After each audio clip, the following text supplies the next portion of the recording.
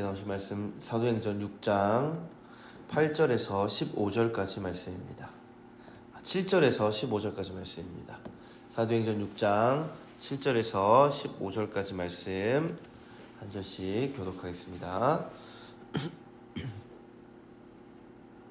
하나님의 말씀이 점점 왕성하여 예루살렘에 있는 제자의 수가 더 심히 많아지고 허다한 제사장의 무리도 이 도에 복종하니라.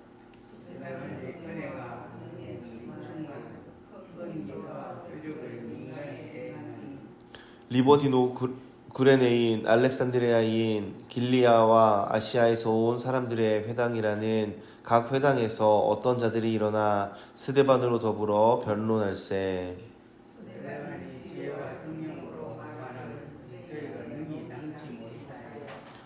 사람들을 가르쳐 말시키되 이 사람이 모세와 및 하나님을 모독하는 말하는 것을 우리가 들었노라 하게 하고,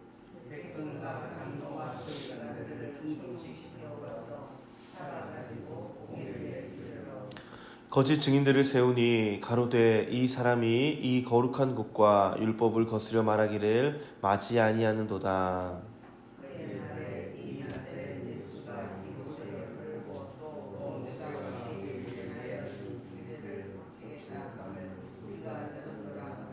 함께 읽겠습니다. 공회 중에 앉은 사람들이 다 스데반을 주목하여 보니 그 얼굴이 천사의 얼굴과 같더라. 아멘. 사도행전 28번째 시간입니다. 성령이 충만해서 사도들과 또 성도들은 어떤 위협에도 모이기를 쉬지 않았고 또 말씀을 나눴습니다. 초대교회의 아름다운 모습입니다. 또 유무상통해서 참 모든 것을 나누는 그런 은혜로 가득한 시간들을 보내고 있습니다. 그런데 계속해서 이제 어려움과 문제들이 하나씩 생깁니다. 그런데 항상 이 문제의 결말을 보면은 제자의 수가 더하더라. 제자의 수가 심히 더하더라. 그때 믿는 자의 수가 많더라.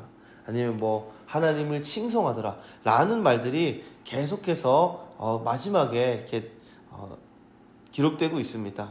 그러니까 문제가 생겼을 때 문제가 단순히 그냥 우리 어렵다, 위기다 라고만 할 게 아니라 그것들을 잘 견뎌내면은 이제 대처를 성령의 방법으로 대처를 잘하면은 이전보다 더 놀라운 하나님 은혜를 경험하게 되었다라는 겁니다.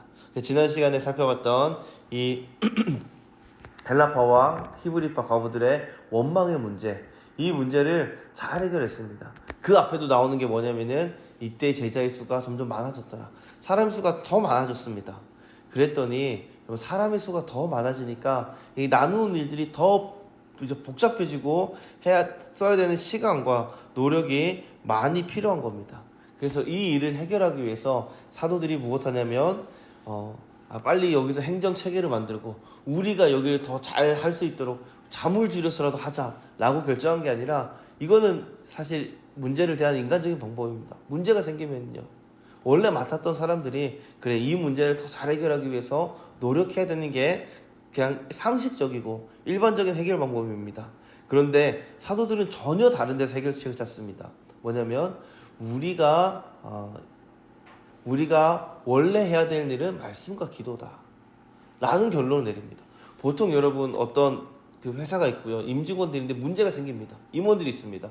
그럼 임원들이 이 일을 하려고 해야 되는데요, 우리 일은 원래 그게 아니다, 다른 사람 세워서 또 다른 임원 세워서 해결하자 라고 하는 거는 사실 정상적인 해결 방법이 아닙니다.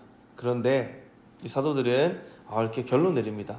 하나님이 우리에게 원하시는 것, 그것은 말씀 전하는 거다 라는 결론을 내린 거죠. 인간적인 해결 방법이나 인간적인 접근 방법으로 볼 수 없습니다. 아마 문제가 생겼을 때 이런 기도하지 않았을까 싶습니다.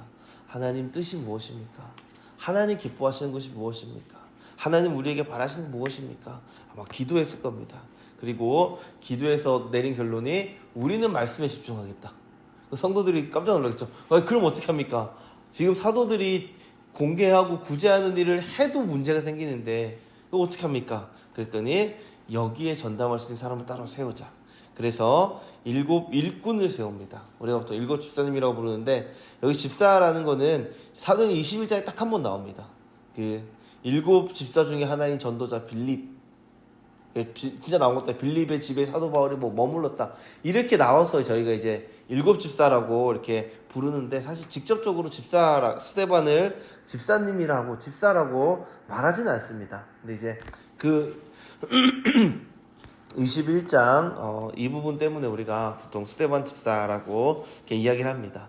이 문제가 생겼을 때 인간의 방법이 아니라 하나님이 기뻐하시는 걸 찾았던 사도들이요. 그러니까 1절만 보면요, 제자들이 많아졌을 때 사도들이 다 감당하지 못할 만큼 규모가 커졌을 때 문제가 생겼습니다. 그때 사도들의 해결 방법이 이건 그게 일이 아니다. 그리고 집사님을 세웁니다. 그리고 그 집사님이 세워졌더니 교회가 어떻게 되죠? 더 힘이 많아집니다.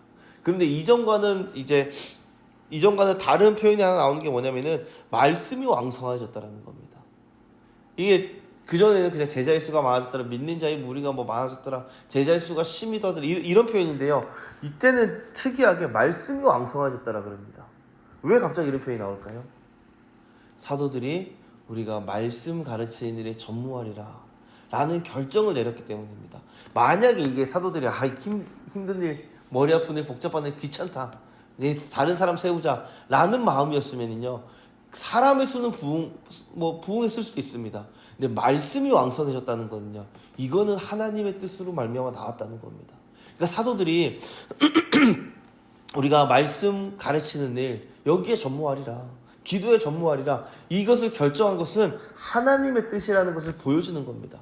그러니까 이 일을 결정하고 집사들을 세웠는데 사람의 수가 늘어나고 이렇게 나누는 일이 공평해졌더라, 공정해졌더라, 이게 나와야 정상인데요, 뜬금없이 말씀이 흥왕해지는, 말씀이 왕성해지는 것이 먼저 나온다는 겁니다. 그리고 말씀이 왕성해지니까 제자의 수가 심히 더했다. 이전에는 많아졌더라 뭐랬는데 여기서 가장 큰 표현을 씁니다. 심히 많아졌더라. 그러니까 우리가 문제를 생겼을 때 그 문제를 어떻게 바라보고 어떻게 인식하냐에 따라서 결과가 완전히 달라지는 겁니다. 어려움이 생겼을 때 어려움이다, 어려움만 보고요, 두려워하고 낭망하고 원망하면은 그냥 당장 표면적인 문제는 해결할 수 있을지 모르겠습니다. 근데 사도행전 아까도 말씀드린 것처럼 어떤 문제가 생긴 뒤에 항상 부흥의 일들이 있습니다. 근데 이 문제를요, 사람의 방법으로 표면적인 문제에만 접근하면은 이 부흥은 경험할 수 없다는 거죠. 당장 문제는 해결할 수 있을지 모르겠습니다. 사도들이 그래 이거 우리 원망이 생기니까 여기에 집중하자, 말씀 가르치는 일 좀 내려놓고 기도 좀 내려놓고 여기에 집중하자 했으면요, 당장 원망의 일은 해결할 수 있습니다. 근데 말씀이 왕성하여 제자의 수가 심히 많아지는 것은요, 그거는 경험할 수 없었다는 거죠. 그러니까 우리가 문제가 있을 때, 우리 교회든 우리 인생이든 문제가 있을 때 가장 먼저 생각해야 되는 건 뭐냐면은 하나님이 원하시는 것이 무엇일까? 하나님이 지금 우리에게 요구하시고 아니면 하나님이 기뻐하시는 것이 무엇일까를 생각해야 된다는 겁니다. 그렇지 않고 사람의 방법에 매달리면요, 당장 이 위기를 좀 외면해야겠다, 표면적인 문제만 해결하면요, 사도들은 더 바빠졌을 겁니다. 일거리 더 많아졌겠죠. 하지만 그렇게 하지 않고요, 이것을 기회 삼아서 복음이 더 증거되는 시작점이 됐습니다. 오늘 스데반 집사님이 공회에 사로잡혀갑니다. 이것도 보면은요, 사실 스데반 집사님의 개인의 문제로만 보면은 어떻게 해야 되냐면은 당장 이 어려움을 모면하는 게 중요합니다. 그러니까 사람들이 이제 따지고 할 때 나는 그렇게 생각했는데 여러분들의 생각은 다를 수도 있지 않겠습니까? 그럼 제가 잘못 생각한 것 같습니다. 잠깐 한 발 물러나고요, 그 다음 그 위기를 모면한 다음에 또 그 다음에 다른 데서 복음 전하면 되지 않겠습니까? 가장 인간적인 방법입니다. 문제만 보고요, 문제만 어떻게든 면피해보자, 그러니까 원망의 문제를 해결해보자, 요거에 집중한 게 아니고요, 스데반 집사님 지금 억울하게 잡혔습니다. 수많은 거짓 증인들로부터 증언당하고 있고요. 여기 보면 6절에 보면 리버디노 구레데인이라고 되어 있는데, 정확히 리버디노 구레데인, 리버디노 알렉산드리아인, 리버디노 길리기아와 아시아에서 온 회당에서 온 사람들. 이 리버디노라는 게 뭐냐면은 자유민이라는 뜻이거든요. 이 배경은 나중에 좀 설명드리겠습니다. 이 사람들은요, 원래 공회에 나서서 이렇게 그 공회랑 같이 어울려서 하는 사람들이 아닙니다. 근데 이 악한 일을 하는데 막 한마음이 돼가지고 지금 스데반 집사님 얼마나 압박하고 있습니까? 위기 가운데 있는 상황입니다. 그런데 스데반 집사님이요, 이 면피하려고 하지 않습니다. 당장 이 위기만 어떻게 좀 모면해보자 라고 하지 않고요, 오히려 이 문제가 생겼을 때, 그래서 막 거짓 증언을 들을 때 스데반 집사님 얼굴이 어땠다 그러죠? 천사와 같았다 그럽니다. 여러분, 천사와 같다가 무슨 뜻입니까? 피부가 깨끗하다는 뜻인가요? 얼굴에 빛이 난다는 뜻인가요? 이스라엘의 전통적인, 유대인의 전통적인 관점에서요, 천사의 가장 중요한 일은 뭐냐면은 하나님의 말씀을 전하는 역할입니다. 그래서 유대인, 특별히 제사장들에게 기록한 히브리서를 보면은 그 모세가 전한 율법이 나오고 천사가 전해준 율법이라는 말이 나옵니다. 그러니까 천사는요, 하나님의 말씀을 전하는 자를 상징하는 단어입니다. 스데반 얼굴 천사와 같았다. 잘생겨 보였다. 라고, 물론 그렇게 이해할 수도 있고요. 어떤 분들은 천사 같았다를, 이 고난 가운데도 마음이 평온하더라. 그러니까 천사 같지 않겠느냐. 라고 이야기하지만, 그냥 문자 그대로 보면은요, 천사와 같은 얼굴은요, 하나님의 말씀을 전하는 자의 얼굴이라고 해석이 가능합니다. 지금 이 상황에서는 하나님의 말씀을 가지고 지금 공회 앞에서 이렇게 토론하고 막 이야기하는 거 아닙니까? 지금 막 스데반 집사님을 어떻게든 위기에 몰아넣으려고 막 거짓 증인들이 수도 없이 나옵니다. 여기 말을 시켰다라는 표현을 정확히 이해하면 뭐냐면은 돈을 주고 말을 시켰다는 겁니다. 돈 주고요, 거짓 증언을 막 사와서 사람들을 했다라는 그런 뜻입니다. 그런데 스데반 집사님이 그런 사람들 앞에서 어떻게 해야 되나, 이 위기를 어떻게 모면해볼까 라는 표정이 아니라요, 하나님의 말씀을 전하는 자와 같이 굳은 얼굴로, 굳는다는 게 이제 두려워서 굳는 게 아니고요, 결연한 표정으로 난 이제 하나님의 말씀을 전할 거다 라는 표정으로 사람들을 대했다라는 겁니다. 지금 이 공회 앞에서는 여러분, 두려워하지 않을 사람 누가 있겠습니까? 이 공회는 어떤 곳이냐면은 사형 언도가 가능한 공회입니다. 이 공회라고 말하는 데는 이제 사내들인 공회라고, 이스라엘 최고 의결기구고요, 최고 정치 그거고요, 유일하게 이게 로마 허락 없이요 사형을 구형할 수 있는 유일한 곳입니다. 여기가. 그러니까 이 앞에 섰다는 거는요, 굉장한 두려움과 압박을 주는 그런 곳입니다. 근데 스데반 집사님은요, 제가 지금 이 자리를 피하는 게 하나님 기뻐하실까? 아니면 하나님 말씀 담대히 전하는 게 기뻐하실까? 아마 그런 마음이 있지 않았겠습니까? 어떤 것을 결정했죠? 하나님의 말씀 전하는 것을 결정했다는 겁니다. 그래서 여러분, 우리가 인생 살아가면서 여러 가지 문제를 당할 때 하나님 우리에게 원하시는 것이 무엇일까? 이것을 찾는 우리가 되길 소원합니다. 그래서 결국 스데반 집사님 죽지 않았습니까? 스데반 집사님 순교하셨죠.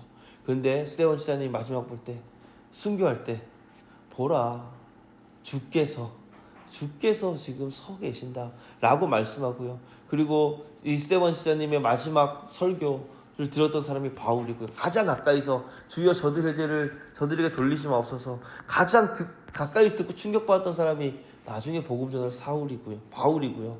그리고 스데반 집사님의 순교로 인해서 교회가 흩어집니다. 문제인 줄 알았습니다. 그런데 그 흩어짐으로 인해서 복음이 더 이상 예루살렘에 머무르지 않고요, 이전에 나왔던 말씀 중요합니다. 말씀이 흥왕하니까 모든 사람들이 말씀을 이제 다 깨닫고 막 알고 그렇게 됐습니다. 그랬더니 비로소 스데반 집사님을 시작으로 흩어지게 된 겁니다. 흩어져서요, 복음 전하고, 하나님의 이름을, 예수 그리스도의 복음의 이름을 나누고 교회가 세워진 역사가 이 일로부터 시작됐다는 겁니다. 그러니까 우리에게 어려움이 닥쳐올 때 그게 꼭 우리를 죽이는 일이 아닐 수 있다는 거 아셔야 됩니다. 이거 진짜 우리 망하겠다 라는 생각이 들 수 있지만 그게 아닐 수 있다는 겁니다. 그래서 우리가 해야 되는 건 뭐냐면은 하나님의 뜻을 찾는 겁니다. 과연 이 순간에 하나님 기뻐하시는 건 무엇인가? 하나님이 나에게 바라시는 것, 내가 무엇해야 하나님 기뻐하실까? 이것을 고민하면은 여러분, 전혀 이 당시 공회는요, 교회를 진짜 이제는 다 나중에 사도 바울이 잔멸할세라고 표현됐거든요. 다 죽이려고 했습니다. 교회 없애버려야겠다. 없어졌습니까? 오히려 흥황한다는 거죠. 로마 박해 때도요, 로마 그리스도인들 박해할 때도 그런 말한 요한계시록 배경된 도미티안 황제는 그런 말을 했습니다. 나는 이 나라에서 내 제국에서 그리스도를 부르는 자들의 씨를 말려버리겠다. 나중에 이제 또 그런 사람이 한 명 더 나오는데요. 그 사람들이 말한 이후에요. 그 황제들 이후에 오히려 복음이 더 깊숙이 들어가고 도미티안 황제 때문에 오히려 로마 귀족과 왕족들에게 복음이 스며들어가는 일들이 발생한다는 겁니다.